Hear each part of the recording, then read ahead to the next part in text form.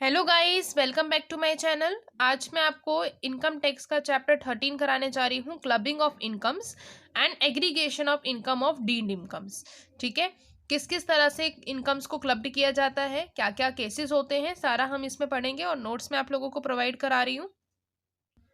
ठीक है, सो हम करने जा रहे हैं चैप्टर क्लबिंग ऑफ इनकम। अब इनकम को क्लब्ड करने का मतलब क्या होता है या क्लबिंग ऑफ इनकम क्या होता है। जैसे कि मान लो कि कोई एक पर्सन है जिसको मैंने नाम दिया ए।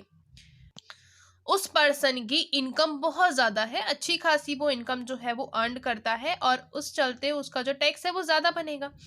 तो नॉर्मल सी बात है, अपने टैक्स को बचाने के लिए वो क्या करता है, किसी भी पर्सन को इनकम जो है वो ट्रांसफ़र कर देता है और उससे किसी भी तरह की कोई कंसिडरेशन नहीं लेता और बाद में उसी को वो वापस ले लेता है या उसी के नाम पे रख देता है। तो ये जो है एक तरीके से फ्रॉड है। ठीक है, अपनी इनकम को डिस्क्लोज नहीं कर रहा, किसी दूसरे पर्सन के ऊपर थोप रहा है और उससे अपनी टैक्स लायबिलिटी को रिड्यूस कर रहा है। तो इस केस में क्या होता है कि जिसने अपनी इनकम ट्रांसफ़र की है, यानी जो ट्रांसफरर है, इनकम जो भी पर्सन ट्रांसफ़र करता है उसको हम बोलते हैं ट्रांसफरर। तो जो भी ट्रांसफरर है वो इनकम जो है उसी की मानी जाएगी, ना कि उस पर्सन की जिसको उसने ट्रांसफ़र की है। ठीक है, जैसे जो इनकम होगी अगर ए पर्सन ने ट्रांसफ़र की है और वो इसी वजह से कर रहा है फ्रॉड करने के लिए कि अपना जो टैक्स लायबिलिटी है उसको बचा सके, तो उस केस में क्या होगा, जो इनकम होगी वो सिर्फ और सिर्फ ए की ही होगी, बी की इनकम में वो इंक्लूड नहीं होगा और ए की ही टैक्स लायबिलिटी में इंक्लूड होगी वो इनकम। ठीक है, अब देखो clubbing of income, there is a growing tendency of the tax payers either not to disclose assets or investments in the records or to disclose it at a lower figure. क्या बोला गया है कि ये जो है बढ़ती जा रही है टेंडेंसी, या आप कह सकते हो कि ये ऐसा होता ही जा रहा है फ्रॉड, कि जो आपके टैक्स पेयर्स होते हैं वो क्या करते हैं, अपनी असेट्स हैं या अपनी इन्वेस्टमेंट है या तो उनको रिकॉर्ड में ही डिस्क्लोज नहीं करते, अगर डिस्क्लोज करते भी हैं तो बहुत कम रेट पे करते हैं, और जो असेसी है वो ये करता है कि अपनी जो इनकम है उसको शिफ्ट कर देता है दूसरे पर और उससे क्या कर लेता है, अपनी टैक्स लायबिलिटी को रिड्यूस कर लेता है। नेक्स्ट सेक्शन 62-64 के अंदर जो इनकम है अदर पर्सन की उसको इंक्लूड किया जाएगा असेसी की इनकम में, असेसी की टोटल इनकम में, उसी को हम क्या बोलेंगे, क्लबिंग ऑफ इनकम। ठीक है, ये आपको डेफिनेशन आई थिंक क्लियर हो गई होगी। नेक्स्ट हम करते हैं income of other persons included in the assessee's total income. ठीक है, इनकम जो है अदर पर्सन की कौन कौन से ऐसे केसेस हैं जिनमें इंक्लूड की जाएगी। जैसे कि अब देखो, पहला जो केस है वो बोल रहा है कि transfer of income without transfer of asset. Income को ट्रांसफर करना है बट एसेट ट्रांसफर नहीं हो रही है। जैसे कि एक पर्सन जो है उसने अपनी इनकम को ट्रांसफर किया दूसरे पर्सन को और किसी भी तरह की उसको ओनरशिप नहीं दी है और वो जो इनकम है वो एसेट से रिलेटेड है। ठीक है, तो क्या माना जाएगा, then it will be deemed as the income of transferor not transferee, यानी जो इनकम है वो ट्रांसफरर की मानी जाएगी ना कि ट्रांसफरी की। फिर सेकेंड है रिवोकेबल ट्रांसफर ऑफ एसेट्स, जो इनकम अराइज हुई है as a result of revocable transfer of assets of a person, तो वो जो है इनकम मानी जाएगी ट्रांसफर की ना कि ट्रांसफरी की। और यही बात सेम है कि वो टोटल इनकम में इंक्लूड होगी ट्रांसफरर की, जो जिसने ट्रांसफर की है उसी की ही जो टोटल इनकम है उसके अंदर ही इसको ऐड किया जाएगा, इंक्लूड किया जाएगा। जिसको ट्रांसफर हुई है यानी कि जो ट्रांसफरी है उसकी इनकम में ये कोई भी इफेक्ट नहीं पड़ेगा। ठीक है, नेक्स्ट है इनकम ऑफ स्पाउस। स्पाउस का मतलब होता है कि जो भी पर्सन आपका या तो हस्बैंड है या फिर वाइफ है।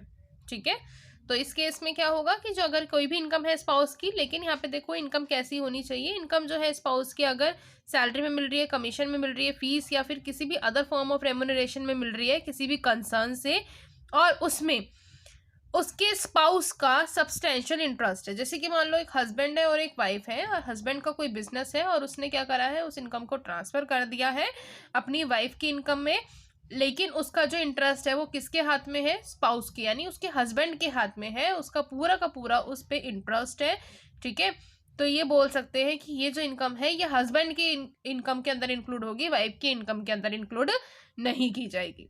नेक्स्ट है एक्सेप्शन। एक्सेप्शन क्या है कि अगर इनकम जो है उसके टेक्निकल या प्रोफेशनल क्वालिफिकेशन से रिलेटेड है। मान लो जो उसका बिजनेस है उस बिजनेस के अंदर एक अकाउंटेंट चाहिए था और जो वाइफ है वो सीए है। ठीक है, तो वो प्रोफेशनली, या तो आप कह सकते हो कि अकाउंटेंट नहीं चाहिए उसको, एक ऐसा प्रोफेशनल सीए चाहिए था या जो भी है, ऑडिट करानी थी books of accounts, but books of accounts है, इस तरह से ऑडिट नहीं होती, आप अकाउंटेंट ही मान लो, ठीक है। अकाउंटेंट जो है उसको चाहिए था और उसकी वाइफ जो है अच्छा खासा अकाउंट कर लेती है, वो कॉमर्स से रिलेटेड थी, तो उसकी जो स्किल्स हैं, उसकी जो नॉलेज है, उसके चलते उसने उसको सैलरी दी है। तो उस केस में यहाँ पे हस्बैंड की इनकम के अंदर उसको इंक्लूड नहीं किया जाएगा, वाइफ की इनकम में ही इंक्लूड किया जाएगा, ठीक है। समझ आई कि अगर वाइफ का जो बिजनेस है, जो वाइफ को जो पैसा मिल रहा है, बिजनेस नहीं, वाइफ को जो पैसा मिल रहा है वो उसकी किसी स्किल, किसी एक्सपर्टाइज या किसी टेक्निकल जो उसके पास स्किल है, क्वालिफिकेशन है या प्रोफेशनल क्वालिफिकेशन है। तो अब एक और एग्जांपल मैं आपको देती हूँ, जैसे मान लीजिए किसी का स्कूल है, उसके हस्बैंड का एक स्कूल है, ठीक है, और वाइफ उस स्कूल में पढ़ाती है और उसने क्या किया है, दिखाया है कि वाइफ को इतनी सैलरी वो देता है, तो उसकी वो प्रोफेशनल क्वालिफिकेशन है, उसके पास पूरी डिग्रीज है और उसके पास पूरा एक प्रो डाटा या आप कह सकते हो पूरा एक बायोडाटा है, तो ही उसको मिलेगा। अदरवाइज अगर वो किसी भी तरह से कोई और चीज़ को देता है, सैलरी कमीशन वगैरह जो भी है वो देता है, और लेकिन उसकी कोई टेक्निकल स्किल्स नहीं है, तब उस केस में क्या होगा, जो हस्बैंड है उनकी इनकम में इंक्लूड किया जाएगा, लेकिन इस केस में हस्बैंड की इनकम में वो इंक्लूड नहीं होगा। If an asset excluding house property, अगर किसी भी तरह की एसेट दी जाती है लेकिन हाउस प्रॉपर्टी को एक्सक्लूड करके ट्रांसफर किया जाता है इंडिविजुअल टू हिज और हर स्पाउस विदाउट एनी कंसिडरेशन, ये ध्यान रखना कि कोई भी कंसिडरेशन नहीं लिया गया है, तो उस केस में जो इनकम है या उस एसेट से जो भी होने वाली इनकम है स्पाउस की, वो ट्रांसफरर की ही होगी, ट्रांसफरी की नहीं होगी, ये चीज़ ध्यान रखना। क्योंकि ये जो थ्योरी मैं आपको करा रही हूँ, इसका सारा जो आपका मेन पाथ है वो प्रैक्टिकल में आएगी, ठीक है। आपको ये देखना होगा कि किसकी इनकम को हम क्लब्ड करेंगे और किसकी इनकम को हम क्लब्ड नहीं करेंगे, ठीक है। Income of daughter in law, daughter in law की कोई इनकम है, जैसे अगर किसी भी इंडिविजुअल ने 31 मई टू 1973 के अंदर के अंदर, या फिर आप कह सकते हो कि 31 मई से लेके उसके बाद कोई भी इंडिविजुअल एसेट, किसी भी इंडिविजुअल पर्सन ने एसेट ट्रांसफर की है और उसको किसको ट्रांसफर की है, डॉटर इन लॉ को ट्रांसफर की है, तो उस केस में जो ट्रांसफरर है उसी की वो एसेट मानी जाएगी, ठीक है, उसी की वो इनकम मानी जाएगी, यानी जो ट्रांसफरी है उससे कोई भी रिलेशन नहीं होगा। नेक्स्ट है, अगर ट्रांसफर हुआ है एसेट का अदर पर्सन को या एसोसिएशन ऑफ पर्सन को, लेकिन बेनिफिट किसका हो रहा है, स्पाउस का। अगर किसी इंडिविजुअल ने ट्रांसफर किया एसेट बिना किसी कंसिडरेशन की किसी दूसरे पर्सन को या एसोसिएशन ऑफ पर्सन को जिसमें स्पाउस का बेनिफिट है, तो उस केस में भी क्या होगा, ट्रांसफरर की ही वो इनकम मानी जाएगी, ट्रांसफरी की नहीं मानी जाएगी। नेक्स्ट है income from assets transferred to a person और association of person for the benefit of his son's wife. किसी भी इंडिविजुअल ने ट्रांसफर की है एसेट किसी भी एसोसिएशन ऑफ पर्सन या अदर पर्सन को बेनिफिट ऑफ स्पाउस, स्पाउस के बेनिफिट के लिए, बट आफ्टर किसके लिए, 31/5/1973, ठीक है, सन की वाइफ के लिए बोल सकते हैं, ठीक है, तो उस केस में भी क्या होगा, ट्रांसफरर की ही होगी। नेक्स्ट है income from business, business related कोई इनकम है। अब इसका ध्यान से देखना कि अगर कोई भी इंडिविजुअल अपनी एसेट को डायरेक्टली या इनडायरेक्टली अपने स्पाउस को या सन की वाइफ को ट्रांसफर करता है, तो वो जो एसेट्स हैं वो इन्वेस्ट की जाएंगी बाय ट्रांसफरी, ठीक है। अब देखो क्या बात हुई है कि अगर स्पाउस को एसेट जो है ट्रांसफर कर दी गई या फिर सन की वाइफ को, और उसने स्पाउस ने या सन की जो वाइफ है उसने जो है उस एसेट को इन्वेस्ट कर दिया, यानी जो ट्रांसफरी है जिसने ली थी उसने इन्वेस्ट कर दिए उस एसेट को, तो कैसे कैसे केस होंगे और कैसे कैसे इन्वेस्ट किया है तो किस तरह से वैल्यू को कैलकुलेट किया जाएगा। इसमें दो केस है, लेकिन एक चीज मैं आपको यहाँ पे बता दूं, यहाँ पे आप स्पाउस की जगह लिख लेना सन्स वाइफ, ठीक है, ठीक है, स्पाउस की जगह क्या लिखेंगे आप, सन्स वाइफ, यहाँ पे ये स्पाउस की जगह, ठीक है। अब देखिए बिजनेस जो है, बिजनेस के अंदर अगर उसने कैपिटल कंट्रीब्यूशन नहीं लगाया है, पार्टनर इन अ फर्म, अगर फर्म के अंदर वो पार्टनर बनना चाहती थी तो उन्होंने लेकिन फिर भी कैपिटल कंट्रीब्यूशन नहीं लगाया, तो उस केस में क्या होगा, जो ट्रांसफरर के अमाउंट इंक्लूड करना है इनकम का, तो वो कैसे कैलकुलेट किया जाएगा, जिस दिन वैल्यू जो है या जिस दिन जो असेट है ट्रांसफर हुई है ट्रांसफरर के द्वारा, उसका first day of previous year, यानी ये जो है पीवाई प्रीवियस ईयर है, और जितनी टोटल इन्वेस्टमेंट की गई है ट्रांसफरी के द्वारा प्रीवियस ईयर के अंदर वो लोगे और मल्टीप्लाई कर दोगे जितना प्रॉफिट शेयर है ट्रांसफरी का बिजनेस के अंदर, ठीक है। फिर नेक्स्ट है in the nature of capital contribution. अगर कैपिटल कंट्रीब्यूशन का नेचर है तो उस केस में क्या होगा, किस तरह से ट्रांसफरी की जो है कैलकुलेट की जाएगी इनकम, और ट्रांसफरर की इनकम के अंदर इंक्लूड की जाएगी, वो देखो। मिस्टर ए जो है मान लीजिए ट्रांसफरर है, मिस्टर ए ने जो है ट्रांसफर करी है अपनी प्रॉपर्टी 10 लाख रुपीज की मिसेस ए को, यानी अपनी स्पाउस को, या आप बोल सकते हैं आपकी उनकी जो वाइफ है उनको। तो उन्होंने बिजनेस जो है वो स्टार्ट किया था उस अमाउंट से, और कितने का लॉस उनको हो गया, 3 लाख का, तो प्रीवियस ईयर के अंदर हुआ है। तो इसमें जो पूरा का पूरा 3 लाख है वो इन्वेस्टर ए की इनकम में से डिडक्ट हो जाएगा। क्यों हो जाएगा, क्योंकि उन्होंने एज अ कैपिटल लगाया था। अगर कैपिटल नहीं लगाया है तो आप क्या करेंगे, जो ट्रांसफरर ने जिस डेट पर दिया था फर्स्ट डे जो होगी वैल्यू वो, और बाद में जितना इन्वेस्ट किया गया है उस टाइम पे जो वैल्यू है उससे डिवाइड करोगे, और प्रॉफिट जो उसको बिजनेस के अंदर मिल रहा है, प्रॉफिट शेयर जो मिल रहा है उससे मल्टीप्लाई कर दोगे। क्लियर है। नेक्स्ट देखो income of a minor child. Minor child की इनकम में क्या होता है, जो इनकम है माइनर चाइल्ड की वो इंक्लूड की जाती है उसके पेरेंट की इनकम में। माइनर चाइल्ड जो है उसमें कौन कौन आते हैं, मैरिड डॉटर भी आती हैं, अगर उनकी शादी बहुत जल्दी हो गई है माइनर डॉटर जो है वो आती हैं, और स्टेप चाइल्ड है या अडॉप्टेड चाइल्ड है वो भी आता है। और माइनर चाइल्ड में कौन कौन नहीं आता, फिजिकली या फिर मेंटली हैंडीकैप्ड जो पर्सनस होते हैं वो माइनर चाइल्ड के अंदर नहीं आते हैं। ठीक है। उसके बाद है प्रोविजंस क्या है इंक्लूजन के लिए, कि कौन कौन इंक्लूड, किसकी इनकम में इंक्लूड किया जाएगा। अब देखो पेरेंट अगर दोनों कमाने वाले हैं तो किस पर्सन की इनकम के अंदर इंक्लूड करें, फादर की इनकम के अंदर या फिर मदर की इनकम के अंदर। तो अब देखो अगर जो मैरिज है उसके पेरेंट्स की सबसिस्ट कर जाती है, सबसिस्ट का मतलब है अगर वो चल रही है अभी भी, वो अलग नहीं हुए हैं, तो उस केस में क्या होगा, जिसकी भी इनकम ज्यादा होगी, जिस पेरेंट की इनकम ज्यादा होगी उसमें से ही इसका जो है ऐड की जाएगी, माइनर चाइल्ड की इनकम उसी में इंक्लूड की जाएगी। ठीक है। बट अगर जो पेरेंट है वो सबसिस्ट हो गए हैं, यानी कि आप कह सकते हैं उनका डिवोर्स हो गया है या वो अलग हो गए हैं, तो उस केस में जो माइनर चाइल्ड है प्रीवियस ईयर में जिसके साथ रहा है, जिसने भी उसके खर्चे उठाए हैं, फादर ने उठाए हैं या फिर मदर ने उठाए हैं, तो उस केस में क्या होगा, अगर मान लीजिए फादर ने उठाए हैं तो फादर की इनकम में ही इंक्लूड किया जाएगा, और अगर मदर ने सारे खर्चे उठाए हैं, मदर के साथ रहता है वो बच्चा, तो उस केस में मदर के इनकम के अंदर इंक्लूड किया जाएगा। ठीक है।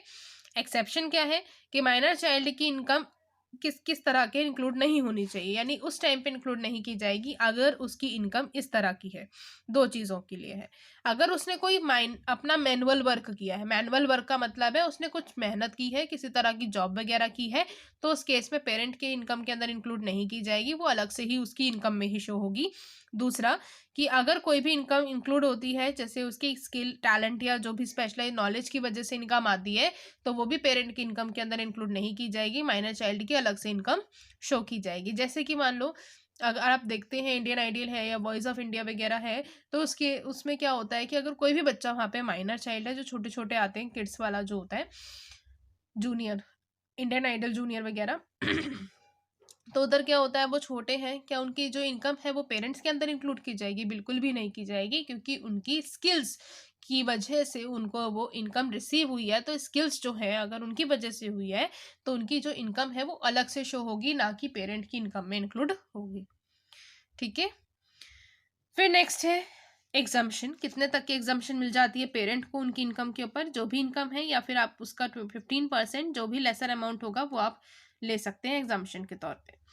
फिर नेक्स्ट है transfer of separate individual property और self acquired property to Hindu undivided family और which he is a member और कन्वर्जन ऑफ प्रॉपर्टी। अगर किसी भी इंडिविजुअल ने ट्रांसफ़र की है अपनी प्रॉपर्टी 31 दिसंबर 1969, लेकिन किसी भी तरह की उन्हें एडिक्वेट कंसिडरेशन ली ही नहीं है, और अपनी जो सेल्फ प्रॉपर्टी है या सेल्फ एक्वायर्ड प्रॉपर्टी के अंदर उस प्रॉपर्टी को कन्वर्ट कर लिया गया है, देखो, और convert his self acquired property into the property of HUF. जैसे उसके पास कोई ऐसी प्रॉपर्टी थी, उसने बाद में उसको किस में कन्वर्ट कर लिया, एचयूएफ में कन्वर्ट कर लिया, और जो कि वो पहले से ही उसका मेंबर था, तो जो इनकम है उस प्रॉपर्टी की वो इंडिविजुअल की as the income of individual not HUF, यानी कि इनकम इंडिविजुअल की मानी जाएगी, एचयूएफ की नहीं मानी जाएगी, क्योंकि उसने ये बचने के लिए किया।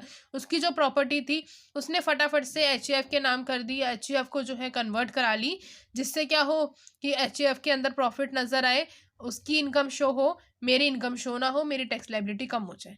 ठीक है, उसने ये जान के किया।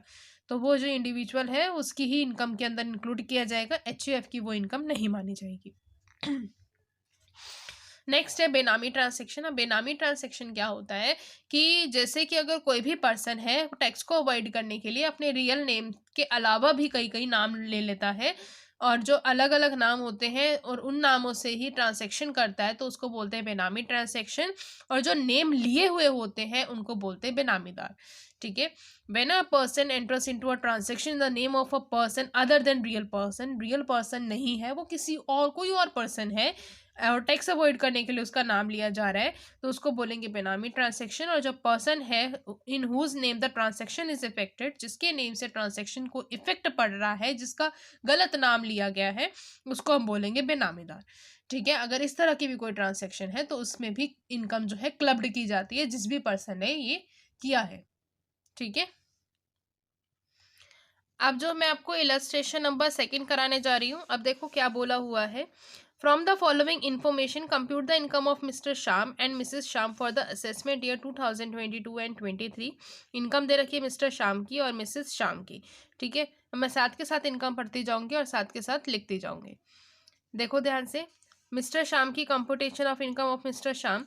बिजनेस इनकम कितनी दे रखी है 3,90,000, इन्होंने यहाँ पे लिख दी। फिर दूसरा दे रखा है इंटरेस्ट ऑन डिबेंचर, डिबेंचर पे इंटरेस्ट जा रहा है 20,000 रुपीज़ का, वो यहाँ लिख दिया। ठीक है। अब उसके बाद है सैलरी कंप्यूटेड, सैलरी उसको मिल रही है। सैलरी इनकम जो है वो कितने की है 2,50,000 मिसेस श्याम की, 2,50,000। इंटरेस्ट जो है डिबेंचर्स के ऊपर ट्रांसफर किया गया है मिस्टर श्याम के द्वारा। या देखो मिस्टर श्याम ने जो है कुछ इंटरेस्ट जो है डिबेंचर पे उसको मिला होगा, तो उसने जो है ट्रांसफर कर दिया अपनी वाइफ को, लेकिन किसी कंसिडरेशन के बिना, यानी कोई भी पैसा नहीं लिया, किसी भी तरह की कोई कंसिडरेशन नहीं लिया है। तो इसका मतलब ये क्या किया है, उसने फ्रॉड किया है, तो ये उसी की इनकम के अंदर इंक्लूड कर देंगे। ये जो 10,000 है यहाँ पे लिख देंगे। ठीक है। इसी की टोटल इनकम के अंदर इंक्लूड करेंगे, क्योंकि ये क्या है, ट्रांसफरर है। क्या है ये चीज आप ध्यान रखना, ये पर्सन क्या है, ट्रांसफरर है, ट्रांसफरर, और इस ट्रांसफरर की ही इनकम के अंदर इंक्लूड कर देंगे।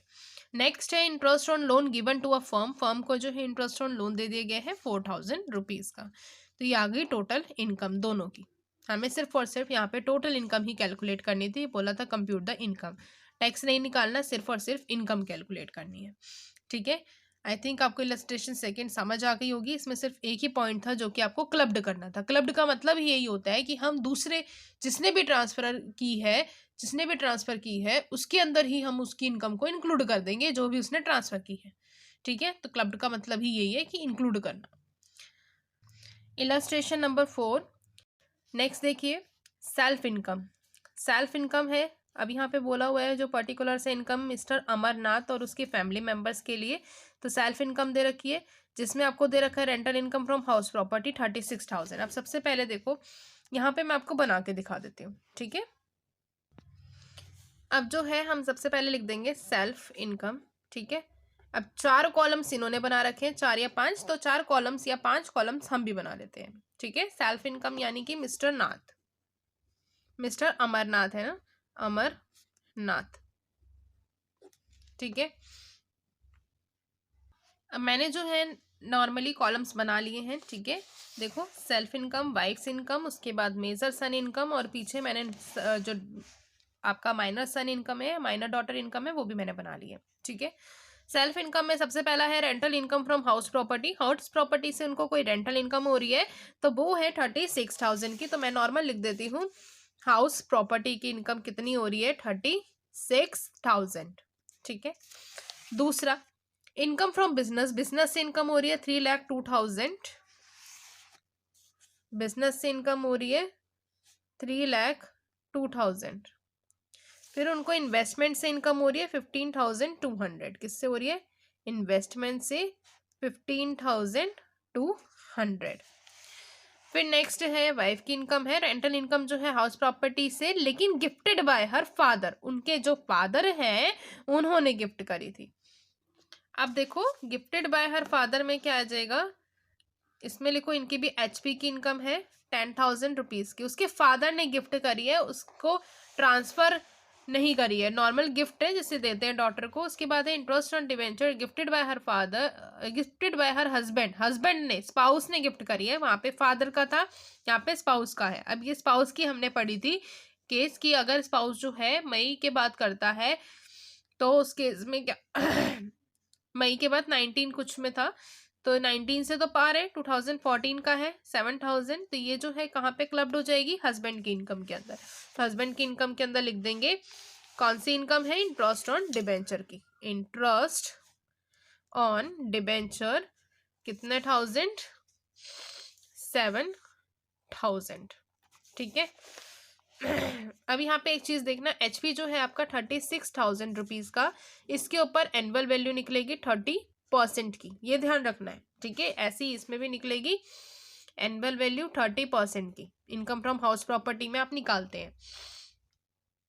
इसका 30% तो 3000 आ जाएगा, यहाँ पे हो गया 7000। बाकी मैं आपको बुक में दिखा दूंगी कि कैसे कैलकुलेट हो रखा है।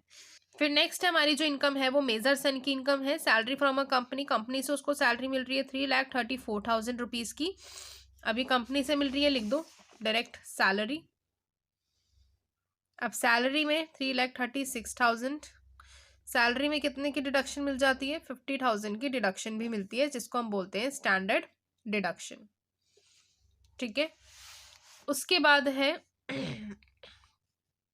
Interest on fix deposit, rent from house property, house property से रेंट मिल रहा है और जो कि उसके फादर ने दिया था जब वो माइनर था, ठीक है।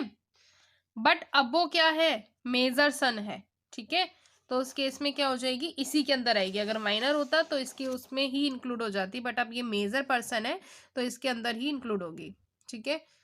हाउस प्रॉपर्टी रेंटेड प्रॉपर्टी है 24,000 की, फिर माइनस करेंगे इसमें से 30% जो है एनुअल वैल्यू का, 30% आप निकाल लेंगे तो आ जाएगा। उसके बाद नेक्स्ट है माइनर सन इनकम, माइनर सन की इनकम देखो, salary received for service in a firm, firm के अंदर उसने सर्विस दी थी, उसने जो है वर्क किया था मैनुअली, तो उसको 68,000 रुपीज मिल रहे थे, ठीक है। तो ये तो उसकी खुद की स्किल से हुआ है, तो ये तो उसकी इनकम के अंदर इंक्लूड किया जाएगा। तो इसमें क्या आ जाएगा, माइनस सर की इनकम के अंदर सैलरी 68,000 की, और जो सैलरी है उसमें से स्टैंडर्ड डिडक्शन तो मिलती ही है जो कि होती है 50,000 की, ठीक है, 18,000।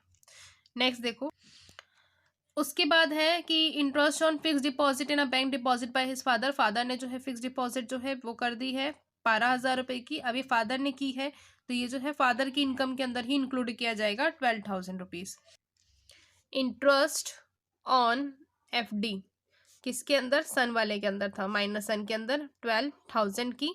अब यहाँ पे आपको एग्जाम्पशन मिल जाएगी 1,500 की, बताया था अमाउंट और 1,500 विच एवर इज लेसर, जो भी लेसर होगा वो वाला, तो ये वाला लेसर है तो ये वाला अमाउंट आप माइनस कर देंगे और ये मिल जाएगी एग्जाम्पशन, ठीक है। फिर नेक्स्ट है कि माइनर डॉटर की income, interest on investment made by her daughter in daughter's name, interest on investment, investment में जो है इंटरेस्ट मिल रहा है made by her mother, mother ने किया था डॉटर के नेम से 4,000 रुपीज का। अब यहाँ पे देखो, अब ये 4,000 रुपीज मदर ने किए थे, मदर की इनकम कितनी है, ध्यान से देखना, मदर की इनकम कितनी है 7,000, और फादर की इनकम तो वैसे ही आपको दिख ही रहा है ज्यादा है, तो जिसकी भी इनकम ग्रेटर होती है उसी के अंदर आता है। तो डॉटर के लिए जो इन्वेस्टमेंट की गई थी ये 4,000 रुपीज की, ये इन्वेस्टमेंट जो है ये भी यहाँ पे आ जाएगी, किसकी इनकम के अंदर आ जाएगी, फादर की इनकम के अंदर। 4,000 की investment for minor daughter by mother, mother ने की थी तो उसकी इनकम के अंदर आ जाएगा 4,000, ठीक है। क्यों आया है, इसका रीजन ही यही है कि हमने ये पढ़ा था कि अगर कोई भी इन्वेस्टमेंट या किसी भी तरह का मेंटेनेंस का खर्चा भी दिया जाता है तो जिनकी भी इनकम, अगर दोनों साथ रह रहे हैं, मेन बात है सब्सटेंस, ठीक है, बोला था ना, तो अगर दोनों साथ में रह रहे हैं तो पता चल ही रहा है कि दोनों साथ में रह रहे हैं, ऐसे सेपरेट का तो कुछ बोला नहीं है, तो जिसकी भी इनकम ग्रेटर होगी तो उन्हीं की इनकम के अंदर इंक्लूड किया जाएगा। नेक्स्ट है rent from house property gifted bye her grandfather, grandfather ने जो है उसको कुछ गिफ्ट किया था प्रॉपर्टी का 18,000 रुपीज, तो ये भी जो है गिफ्ट किया जो गया था ये सारा का सारा किसके अंदर आ जाएगा, 18,000 जो रेंटल इनकम है माइनर डॉटर की ये भी यहीं आ जाएगी, और फिर उसके बाद क्लब्ड विद फादर, फादर की क्लब्ड हुई है अंडर सेक्शन 5400। अभी जो 5400 निकल कर आया है, ये 30% ऑफ एनुअल वैल्यू है, क्योंकि हमारी जो रेंटल वैल्यूज होती हैं उनका निकल के आता है। अब एक बार बुक में ध्यान से देखो, सबसे पहले यहाँ पे देखो इनकम फ्रॉम हाउस प्रॉपर्टी का लिया, खुद के हाउस का, वो 36,000, उसमें से जो है एनुअल वैल्यू निकाली और माइनस कर दिया। फिर नेक्स्ट है माइनर डॉटर की वाली रेंटर वाली, तो रेंटल वाली की माइनस कर दी, एनुअल वैल्यू ये आ गया। उसके बाद उसमें एग्जम्पशन मिलेगी, क्योंकि ये जो डॉटर है इसको भी तो एग्जम्पशन मिलेगी, तो वो 1500 की एग्जम्पशन मिल गई। मिलने के बाद इनकम फ्रॉम बिजनेस, बिजनेस से इनकम जो हुई, फिर इनकम फ्रॉम इन्वेस्टमेंट, उसकी खुद की इन्वेस्टमेंट से इनकम हुई, वो लिख दी। फिर उसके बाद डिबेंचर की जो है इंटरेस्ट, वो जो उसके वाइफ के नेम उसने कर दिए थे 7,000 के, वो भी इनकम इसकी क्लब्ड हो गई। फिर इंटरेस्ट ऑन फिक्स डिपॉजिट, जो माइनर सन की फिक्स डिपॉजिट करता है उसके ऊपर इंटरेस्ट 12,000 और माइनस जो है एग्जाम्शन 1,500 रुपये, ये हो गए। ठीक है, एक एक पॉइंट मैंने वहाँ पे समझा दिया। अब यहाँ पे किस तरीके से आपको करना है एक बार मैं वो बता रही हूँ। इन्वेस्टमेंट पे, क्योंकि मदर की जो इनकम है वो कम है फादर की इनकम से, फादर की इनकम ग्रेटर है, तो 4,000 यहाँ आ गया, तो इसकी GTI निकल गई, यानी ग्रॉस टोटल इनकम वो निकली है 3,75,000। अब मदर की जो इनकम है, उसके फादर ने जो उसको प्रॉपर्टी गिफ्ट करी थी वो 10,000 रुपीज़ की, माइनस में 3,000, एनुअल वैल्यू 30% निकाला 7,000। अब मेजर सन की सैलरी मिली है, तो सैलरी के अंदर जो है डिडक्शन भी मिलेगी 50,000 रुपीज़ की, एक वो हो गई। उसके बाद जो है रेंट बिंग एनुअल वैल्यू, यहाँ पे रेंटल प्रॉपर्टी भी थी जो कि उसके फादर ने गिफ्ट करी थी, बट जब वो माइनर था, तो 24,000 ये हो गए, 30% ये हो गया, GTI निकल गई। उसके बाद जो है ग्रॉस टोटल इनकम माइनर सन की, तो सैलरी जो है वो सैलरी में जो है स्टैंडर्ड डिडक्शन मिल जाती है 50,000, और जो FD थी वो उसकी फादर की इनकम के अंदर क्लब्ड कर दी गई है, तो इसकी इनकम कितनी होगी 18,000। समझ आया? ये दो ही क्वेश्चन ऐसे थे जो थोड़े से आपको समझने वाले थे, बाकी अगर आप करेंगे क्वेश्चंस तो मोस्टली सेम ही है, आपको इसी तरह से मिलेंगे। अगर आपको किसी भी तरह की कोई प्रॉब्लम लगती है तो आप मुझे कमेंट में बता सकते हैं। ठीक है, and all the best for your exam. मिलते हैं नेक्स्ट वीडियो में। Bye bye.